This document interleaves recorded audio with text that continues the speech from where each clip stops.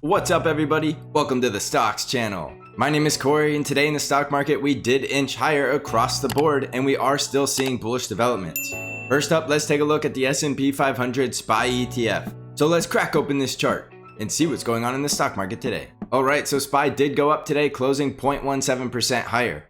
Intraday we did retest that support level at 423 yet again, and yet again that level did act as support and we did see buyers coming in off of that level. SPY closed up around 424.3 and we do have resistance just above at 425. Remember, these resistance levels are price targets that could trigger pullbacks or could trigger correction. We do still have that weak spot in the middle of June, and we do have quad witching and FOMC meeting next week, so there's still plenty of opportunity for volatility in this market. If we do get to the price target at 425 and that does trigger a correction, keep in mind the stock market does love to take the stairs up and the elevator down. This has been a very long grind to these all-time highs from these lows that we had back in May, and this was definitely a stairs up situation where it took a long time to get back to where we are today. Now, if the stock market decides to give all of these gains back and come back down to the support line, that's only about a 3.5% drop, and it's very possible that could happen in just a few days. So do understand it took a long time to go up over 3%, and it could only take a day or two to go down 3%. So understand your risk level is on a close below 423 and $420. Those two support levels, if we do start seeing price action going below those supports, could mean the stock market is trying to roll over and go through a mini correction. There's also the possibility, if the FOMC meeting is a bearish event, that it could trigger a bear market. Again, I've showed this in the members video in the 2018 taper tantrum, and it does happen very quickly. So don't get overly complacent at these levels. However, don't forget we are still in a bull market, and that news is just noise unless it ends up being very bad news, which it could very well be, so you do want to protect yourself to the downside. So we do have a relatively strong resistance level at 425, with our support levels being 423 and 420. If price action starts closing below this 20 simple moving average, which is now going to be right around 419, that is going to be a bearish price action breakthrough, and it could mean SPY is coming all the way back down to close these gaps below. So watch that gap at 411 if we do start to see the market rolling over. The volatility could come into the market very quickly, so pay very close attention to that. But overall, the price action continues to show us bullish breakthroughs, and we still have the full bull trend. So right now, we're bullish in the bull market, but we need to protect ourselves to the downside if we do see critical support breaking down. On the NASDAQ 100 triple Qs, we went up about 0.25% today, and we do see the NASDAQ climbing higher towards that next price target at 342. Remember, this will be a retest of the previous all-time high, and this is going to be a very strong resistance level that could also trigger a pullback or a correction. Just like with SPY, the triple Qs have bullish price action and the full bull trend, so there's no reason to be a bear for no reason. This very well could be a buy the dip scenario when we do get a pullback, as long as there's nothing overly bearish about the FOMC meeting. So our downside support levels on the triple Qs are still 339, 336.9, and 334.6. That 20 simple moving average is climbing very quickly now, and as you can tell, it is getting very close to crossing back above 332.50. So the strongest support level and the most important one to pay attention to on the triple Qs is going to be this 334.6 support level. That was one of our strongest resistance levels, and it's now going to be one of our key support levels. Remember, if the triple Qs were to start breaking below the 50 EMA, that would signal that the tech sector has rolled over and it is going much lower. Remember, we have the gap down here around 323, and we are likely going to fill that gap if we do start closing below 334. On the Dow Jones, we were flat on the day, basically going absolutely nowhere, and intraday we did find support at that 20 simple moving average level around 344. The Dow Jones still has a full bull trend, but it's definitely losing some steam, and we just see the Dow Jones sort of going sideways lately. This is definitely an indication that there could be money leaving the Dow and going into other sectors. So we are likely to continue to see the Dow underperforming as we continue to see money rotating around, and that's exactly what quad witching next week is going to all be about. We will see some big money players moving around, and we will see a lot of money switching sectors, and we will see a lot of volatility. But for the Dow, you still want to watch your critical resistance levels above at 348, and a break above that level will validate the next price target at 350. The strong support level is 344, and if that breaks down, we're looking for possible support at 341.7 and the 50 EMA right around 340. On the Russell 2000, we had a bullish day today going up over 1%, and the Russell did bounce off of that support level at 230. We opened right at that resistance level and the Russell started running all day long. So the Russell 2000's price targets are above at 233 and a break and close over 233. We'll be looking for new all-time high prices around 237. The downside support on the Russell 2000 is 230 and the breakout level right around 227.6. On Arkk, we did get another bullish follow through today and we did see Arkk going up 1%. Remember, that's now 2 days in a row that Arkk is closing back above the 50 EMA.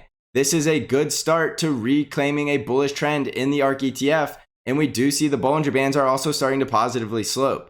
We still need these moving averages to cross back above the 50 EMA and start getting that bullish trend.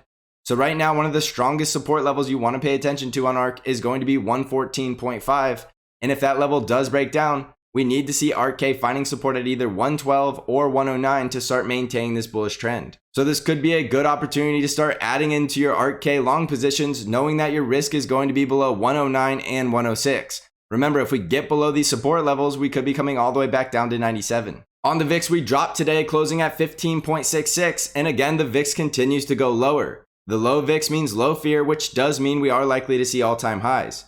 So right now, there's no fear in the VIX, which means we are going to continue to see a bull market. If we see the VIX spiking and getting back above 18.2, that could mean we're getting that pullback, and that could still be a bull market. It's just a pullback because nothing goes up in a straight line forever. If we see the VIX getting back above 20, that would be a warning sign that we could be seeing something more than just a normal pullback. So watch the VIX with the key levels at 18.2 and 20. On gold, we did see selling today and we closed right on top of that 1876 support level. If that level does break down, you're looking for support at 1842, but as long as that support level holds up, we could still be going up to the price target at 1923. We have to get back above that 20 simple moving average, which is now at 1890. On silver, we also saw selling for the day, closing below our support level at 27.6, and silver could be coming back down to the 50 EMA at 27.1.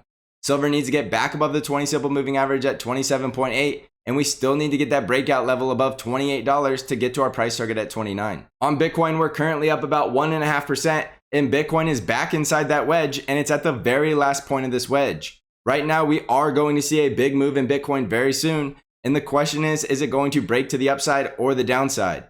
To the upside, we'd be looking for a close above 39,000 to start getting more bullish on Bitcoin, and to the downside, we're looking for a break below about 36,000 and then possibly retest a double bottom attempt off of 33,000. If 33,000 breaks down, we're looking for support at 30,000 and 27,000. Right now, Bitcoin could go either way, but it is looking slightly more bullish than it is bearish. Remember that we already broke out of this wedge to the downside, and now Bitcoin is getting back into the wedge to the upside. That could be a bullish breakthrough that Bitcoin is about to break through resistance. But wait for the price action confirmation, or make sure you're setting your risk levels at the support below. On Amazon, we are flat on the day after breaking out yesterday, but that is to be expected after we do see Amazon closing above the upper Bollinger Band. Remember, Amazon is getting ready to break out and it could be going into a bull run and getting ready to run, but it needs to cool off before it does that. So watch these Bollinger Bands, which were getting very tight, starting to squeeze. They should start expanding, allowing Amazon to have that room to run. So I do have upside price targets at 3,400, 3,458, 3,543, and 3,573. So there's plenty of upside resistance levels and price targets for Amazon as long as we stay above the support level right around 33.35. As you can tell, we're about to be in a full bull trend. We just need that 20 simple moving average to cross back above the 50 EMA. On Tesla, we were flat for the day and we continue to fail to break out of the resistance trend line around 611. If Tesla does break out, we will have resistance at 626 and 637, and that will be a very critical resistance level for Tesla to try to break through. To the downside, Tesla has support right around 600, 594, and if 594 breaks down, we could be coming back down to 546. So watch Tesla very closely because it hasn't done anything lately, and we don't know if it's going to break to the upside or the downside, so we just have to wait for the price action. On Apple, we were up about 1% today, and Apple did close back above the 50 EMA at 127. We still need to see Apple getting back above 128 to get overly bullish on Apple. Right now, this is a bullish breakthrough, but we still need to close about $1 higher going into next week to really see follow through with today's price action. We can see the moving averages are starting to stack to the bull side, but they need to get back above that 50 EMA at 127. To the downside, you're looking for support at 127 and 126, and if 126 breaks down, you're looking for 123.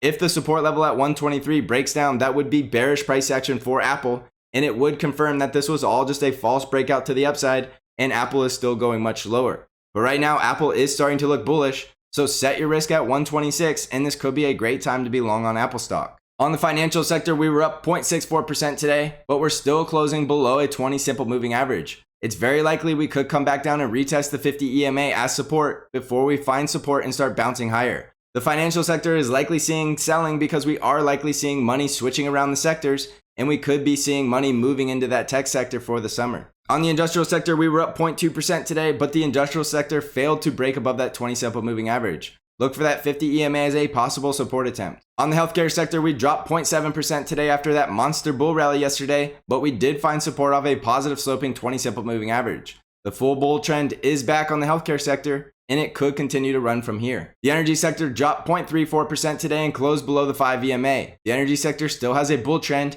and it could just be cooling off before it gets ready for another leg higher. So jumping back over to the S&P 500, we will have a very important week next week with the FOMC meeting and the quad witching. We do have strong resistance on SPY just above at 425, and respect that level and don't look ahead because we need to break above that level to start looking for the new price targets. Overall, we see some sectors looking weaker, but we're also seeing other sectors like healthcare and tech starting to look stronger. So the S&P 500 can continue to go higher, while the financial sector is going lower as long as we see that money going into the tech sector. Remember that the majority of the weight in the S&P 500 is the tech sector, so money flowing into tech is still a bullish development for the S&P 500. So remember, we still have bullish price action and a bullish trend, but we are going into a possible weak spot in the middle of June, and the stock market loves to take the elevator down. So protect yourself to the downside and know the critical support levels at 423 and 420. Also remember, on the Stocks Channel Discord, I'm doing intraday updates and analysis to help you navigate this market and stay on the right side of the trade.